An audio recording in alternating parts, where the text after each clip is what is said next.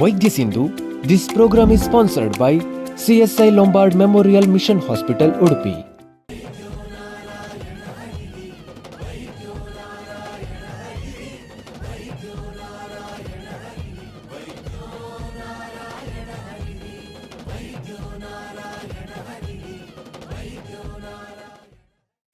Welcome to all our dear viewers on Daiji World. You're watching Vaidya Sindhu, sponsored by CSI Lombard Memorial Mission Hospital, Udupi. Vaidya Sindhu, a program dedicated to healthcare conversations, and today we are going to explore on the vital role or significant role of ENT health in our daily lives. When we talk about health, it's not just about the heart or mind, it's the very gateway of our body, the ears, nose, and throat. From seasonal allergies to sinus infection, hearing concerns to throat discomforts, we need to understand the importance of ENT health in our day-to-day lives, and to bring the specialist advice or expert guidance right to you, we have a distinguished person with us today from CSI Lombard Memorial Mission Hospital from the Department of Otolaryngology or ENT. Welcome to Dr. Rebecca Mridula Singh to the show. A warm welcome to you, Doctor. Thank you for having me. I'm Dr. Rebecca Mridula Singh. I'm from CSI Lombard Memorial Mission Hospital, Udupi. I have completed my MBBS from Christian Medical College, Vellore, and my postgraduate training at CMC also. All right. Thank you, Doctor, for the brief introduction. Let's move on to the first segment on ear health. Many people face or experience ear block. Would you like to tell us what are the causes behind that? So having ear block is one of the most common complaints that patients come to us with. Yes. The most common cause is having ear wax in the ears. The ear wax that is produced is ideally to prevent infections and to prevent dust from entering deeper into the ear. So firstly is wax buildup. Secondly, we have problems such as fluid behind the eardrum that can cause ear block feeling. And thirdly is when patients are in their flight and it can cause pressure changes inside the ear. And this altitude change can result in ear block feeling for patients. All right, Doctor. So most of us have grown up using cotton buds. How much would you recommend this to the patients or those who consult you regarding the cotton buds and its usage? So using cotton buds in the ear is very common. Adults as well as children use cotton buds in the ear, and I would absolutely not recommend using earbuds, because what happens with using earbuds is you tend to push the wax deeper into the ear rather than try to remove the ear wax. Okay. The ear itself has its own mechanism to remove the wax that is in the ear. So I would absolutely not recommend it. Usage of earbuds can also cause small injuries inside the ear, which can then get infected. It can cause bleeding. So please do not use earbuds. Right. When we talk about ear infection, if a person develops a ear infection, what kind of causes or symptoms the person should not avoid? So most common symptoms of ear infection are ear pain, ear discharge, difficulty hearing. It can even progress to fever. Sometimes it can cause other complications. Yes. So in case any of these symptoms persist for more than a few days, it is very important to visit the ENT doctor and get the appropriate treatment for the ear infection. Okay, pertaining to that question, you spoke about fear and other dizziness. So whenever a person feels dizzy or feels weak, do you think how much of it stems from ear problems or ear issues? So when it comes to dizziness, it is mostly a problem of the inner ear. And what happens is balance is something that is controlled by multiple systems in the body, including the inner ear. Oh. So if a patient has giddiness, it is always better to go and get evaluated, not just for ENT, but also to the general physician as well. All right. Talking about the earphones, nowadays most of the people, including the younger generation, they are prone to the usage of wired or wireless earphones. How safe it is for us to use it? So, coming to your earphones, um, I know a lot of patients and a lot of youngsters these days use earphones, and whether they're wired or wireless, prolonged usage of these earphones can actually cause severe ear pain or block in the ear or even ear infections. So, general rule of thumb is use the earphones for less than 60 minutes at a time at a volume of less than 60%. And if you have to use it for more than 60 minutes, at least give it a break of around 10 minutes and then use it. Because listening to music or any other sort of sound in your ear for longer periods of time and at high volumes, it can cause damage to the hair cells in the ear and the nerve in the ear, and damage to that is irreversible. There is very little that we can do to bring back your hearing once it has been damaged because of loud sounds. Okay.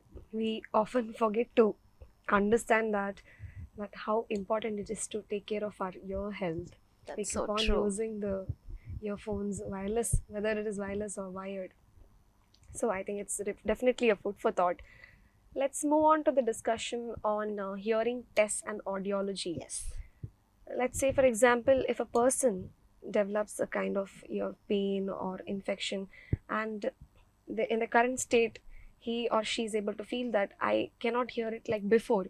So, how do you evaluate such problems or causes?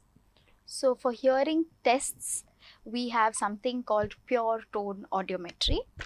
It is a test in which the patient puts on headphones and they hear sounds of different volumes and different pitches, and they just have to let us know if they can hear it. It is completely painless, it is non invasive, it's a quick test which gives us a lot of information, not just about whether the patient has hearing loss or not, but whether what is the quantity of hearing loss and what is the type of hearing loss. Okay. And it can actually help us decide further treatment and management for the patient. For patients who are not able to undergo pure tone audiometry, there are other tests such as otoacoustic emissions or OAE and brainstem evoked response audiometry, which is a BERA. This is commonly done in younger children who cannot talk actively, or in patients who are in coma and need an evaluation for hearing. And those things we usually undergo, those patients usually undergo an OAE or a BERA. Okay. So usually when people have hearing concern, they get nervous when you're asked them to go for a hearing test. So what do you suggest to such people? So I want to say that the audiogram is painless. It is non-invasive. We are just putting headphones. It's going to be in a single quiet room. Nobody is going to be bothering you. There's going to be an audiologist sitting opposite you, and you just have to respond to the sound. That's it. Okay. I hope, doctor, it is as simpler as you've told it or mentioned it. This was all about ear health. Moving on to the next segment, we have nose health. Let's discuss some more things about nose health. The first question to you is, doctor, nose blocks. So, Yes. how do we avoid that, and what are the causes basically for nose blocks? So the most common cause for nose blocks is nasal allergies. Then we also have deviated nasal septums, we have sinus issues. What happens is the lining inside the nose and the sinuses gets inflamed, and that can result in a nose block. Other causes can be environmental factors like pollution, dust, pollen, and even weather changes can cause nose block. Alright, since you mentioned about sinus issues, so what exactly is the sinusitis in medical terms? So actually, if you see our head, has two parts. It has the brain, it has the heavy bones of the face. So to make it lighter, we have cavities in our skull, Yeah. the bone. Oh. And those are called sinuses. This makes our face lighter.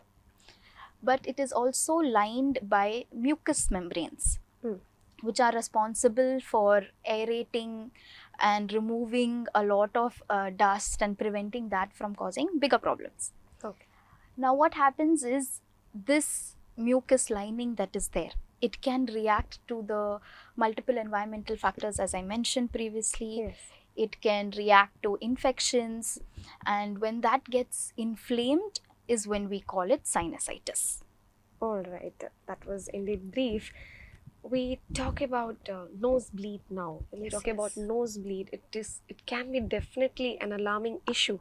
So when that happens, is there any first aid that we can follow? Yes, so nosebleeds more very commonly seen in elderly patients, seen in children. So first aid is extremely important for nosebleeds. It's very easy, very simple procedure. Make sure that the patient is sitting up, leaning forward, okay, so that the patient doesn't swallow any blood, and also we can see how much the patient has bled. And you're supposed to press the soft part of the nose for 10 minutes. All right. Usually this will stop the bleeding. If it does not stop the bleeding, it is better to visit an ENT specialist or an emergency department and see and find the underlying cause for the nosebleed. Yes, doctor. The next question is about loss of smell. It might sound very common, but it is too another alarming issue when it comes to nose health. What do you say about loss of smell, and if it happens suddenly, what should people do, and how can they consider it seriously? So loss of smell happens when the mucous membranes in the nose get inflamed. This can be triggered by viral infections, it can be triggered by allergies, it can also be triggered by other growths in the nose such as nasal polyps. I would suggest getting early treatment for these issues, because there are nerve endings which carry this smell from your nose to your brain, and if these nerve endings get damaged, then the smell will never come back. So I would suggest that as soon as you feel that you have developed a loss of smell, please go visit an ENT surgeon, get their advice, get it treated as early as possible. Okay. Talking about ENT diagnostic procedures, we heard this word called endoscopy. It might be very intimidating for the patients. So what would you like to say about endoscopy? I know that nasal endoscopy sounds like a big procedure and patients usually get scared when they hear the word endoscopy. But I would like to reassure the patients that we usually apply a spray or some drops which will anesthetize the mucous membranes, and we go in with a very small slender scope which is then inserted into the nose, and so that we can see the sinus opening, we can see the different structures inside the nose. We can also do this for the throat, for any throat issues that patients have. That is done through the mouth. We can also do flexible endoscopies which go in from the nose to the throat. And although it sounds scary, it is a painless procedure. There is no pain. There might be slight discomfort, but it usually is a 5 to 10 minute procedure, and as soon as it is done, that discomfort goes away. All right. So how are these facilities in Lombard Memorial Hospital? So we currently have diagnostic nasal endoscopies for the nose. We have direct laryngoscopies, which is for the throat. We also do otoendoscopies for the ear. We also use these scopies to do surgeries. We do something called endoscopic tympanoplasties, which is endoscopic ear surgeries. And we do endoscopic surgeries for the nose and the throat as well. So we have quite a few facilities at Lombard Memorial Hospital. Okay, that's really good to hear, Doctor. Doctor, when we look at the coastal belt, ENT problems prevail to a larger extent. Would you like to throw some light on that? So When we talk about the coastal belt, most commonly we see allergies which cause sinusitis or allergic rhinitis. Yes. Sometimes what happens is because of the weather changes that often are seen along the coast, such as sudden changes in heat, and then suddenly it becomes cold, and then the humidity is high. So this can actually trigger the mucous membranes to produce more secretions, and this causes a lot of sinus problems. At the same time, nasal allergies are very common, of course, with the weather change. Then we also have sea breeze which comes in, which triggers and irritates the nose and the sinus. We have a lot of allergies to fish, shellfish, and prawns. I know that there's not a lot of pollen and all around, but definitely food items, allergy to food items, and then to many sea creatures and all. Those are very common around the coastal belt.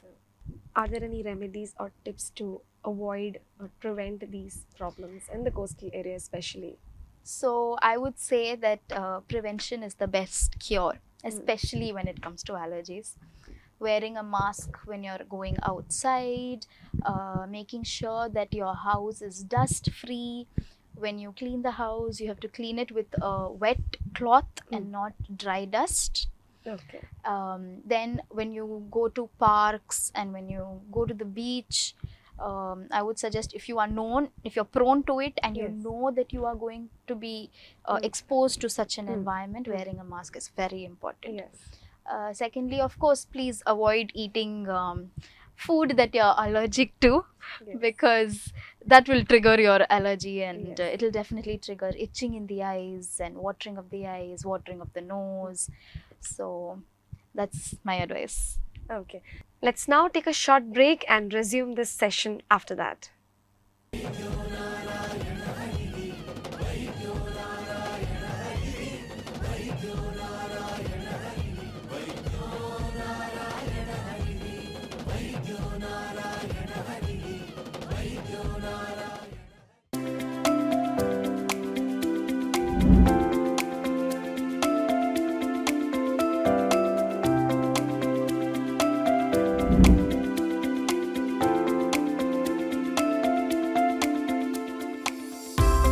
Dear viewers, once again welcome back to Why This Sindhu, sponsored by CSI Lombard Memorial Mission Hospital, Udupi.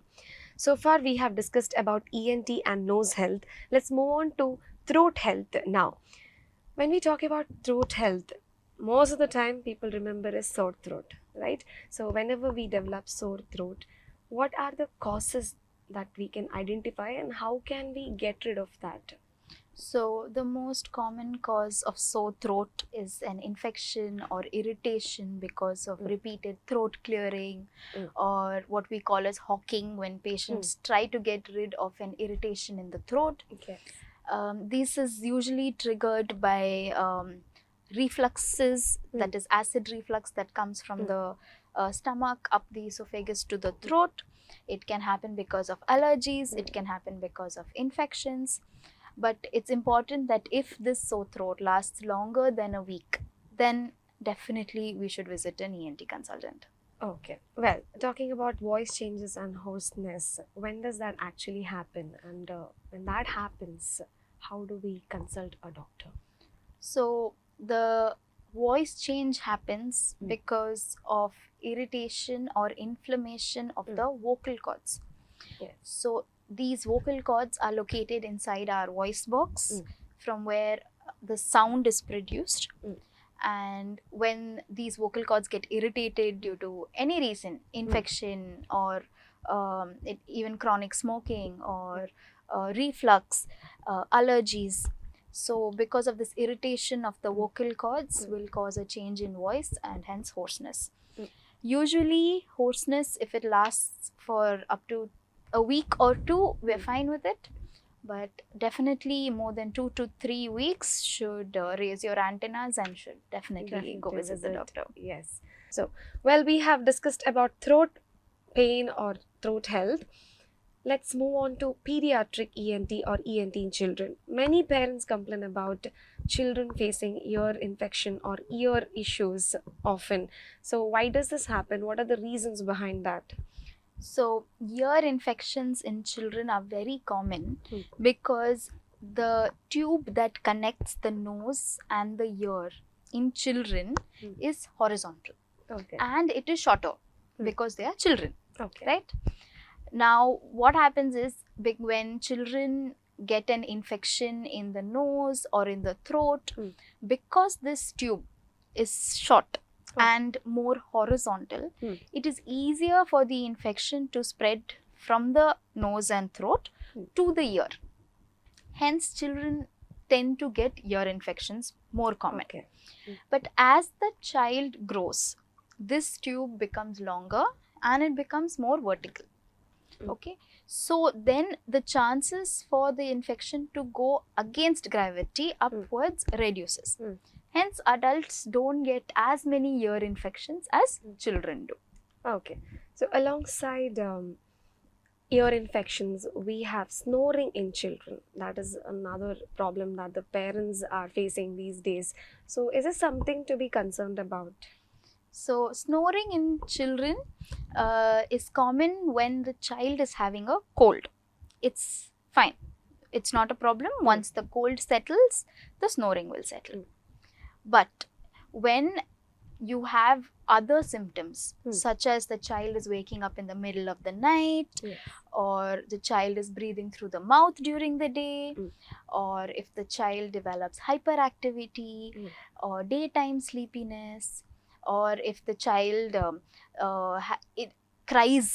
wakes up and cries in the middle of the night, those things should be taken seriously because it can point towards issues such as adenoids, which is located behind the nose. It can point towards tonsil issues, which is in the throat.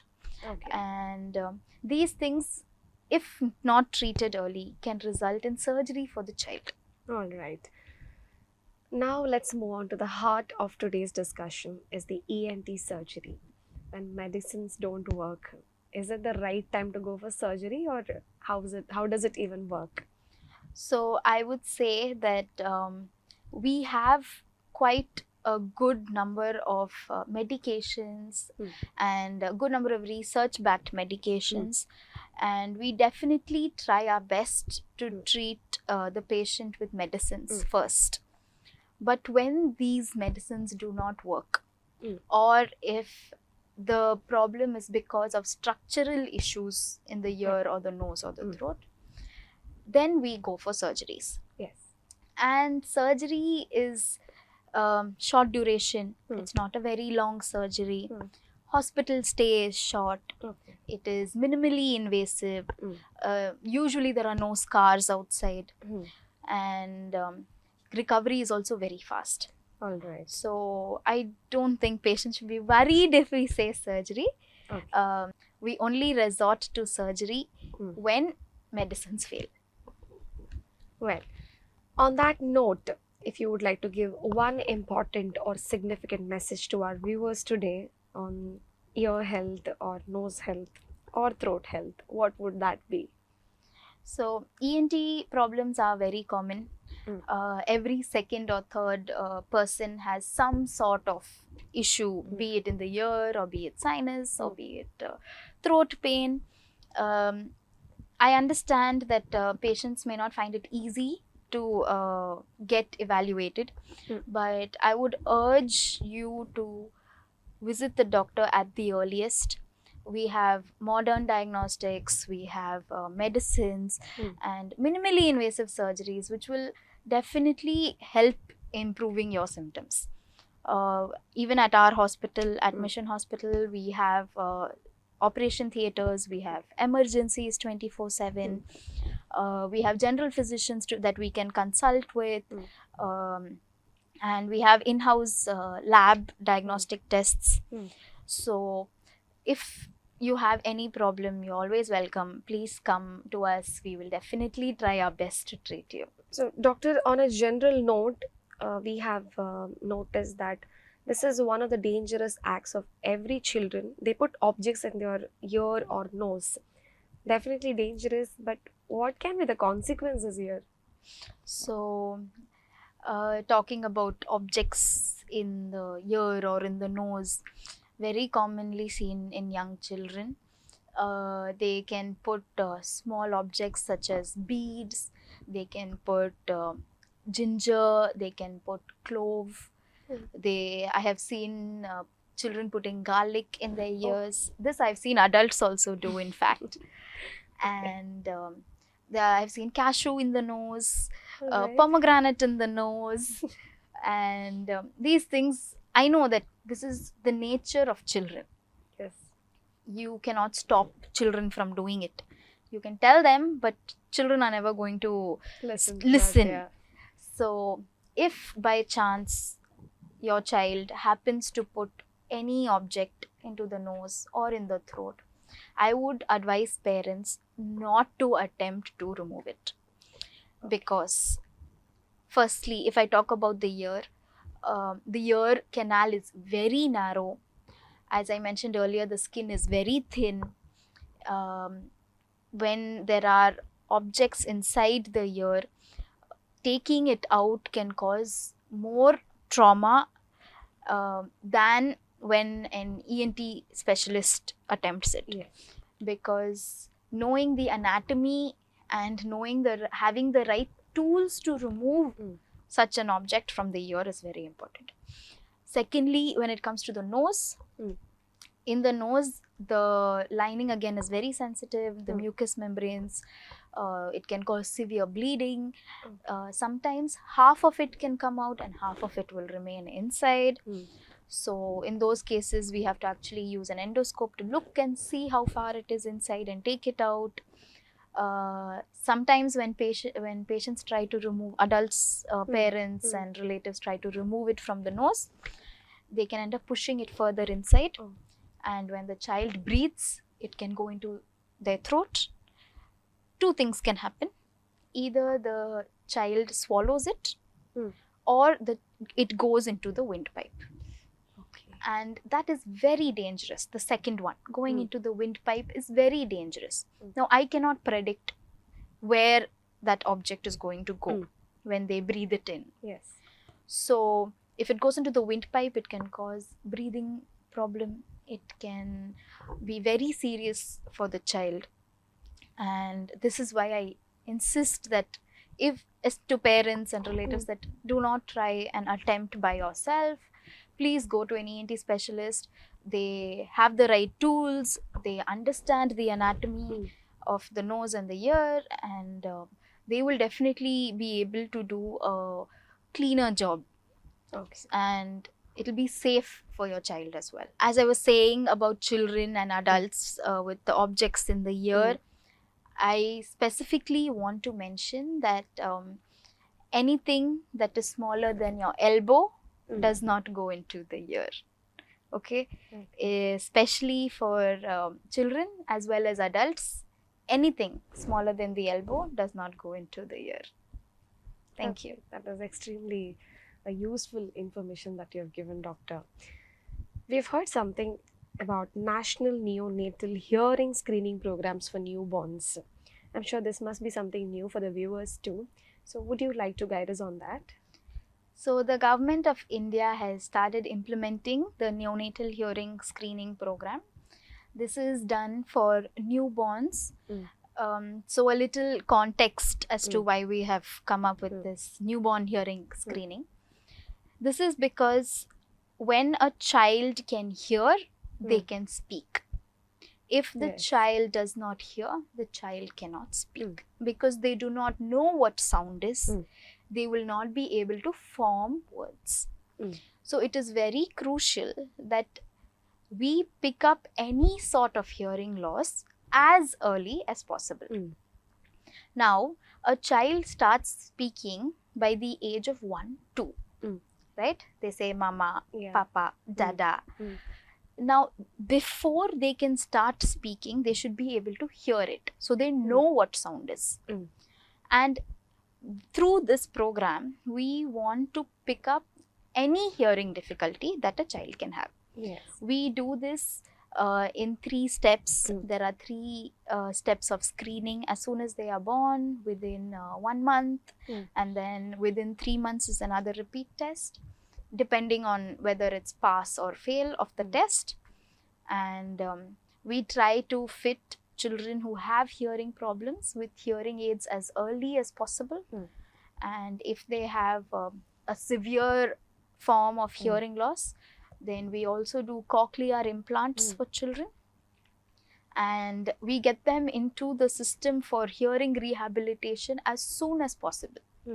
Because if they're able to talk, they will grow up into adults who can actually serve the society and be beneficial to the community.